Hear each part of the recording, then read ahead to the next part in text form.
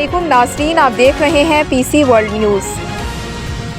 میاں راشد محمود سدھے میاں صاحب صدر مرکزی میلادکمیٹی جناح ٹاون فیصل آباد کی رہائش گاہ پر قبلہ پیر میاں غلام مصطفیٰ صاحب قادری نوشاہی رحمۃ اللہ علیہ آپ کی یاد میں تعزیتی سیمینار بارے مرکزی میلاد کمیٹی جناح ٹاؤن کے اراکین کی میٹنگ ہوئی۔ ہمارے سٹی رپورٹر عمیر طارق کی رپورٹ کے مطابق، جس میں ملک عدنان الحق، چیئرمین مظہر علی شاہ، پیر منظور ثاقب اور دیگر احباب نے شرکت کی۔ اللہ تعالیٰ پیر قبلہ حضرت صاحب کو جنت الفردوس میں اعلیٰ مقام عطا فرمائے اور ان کے درجات بلند کرے اور ان کے لیے آنے والی زندگی کو آسان کرے۔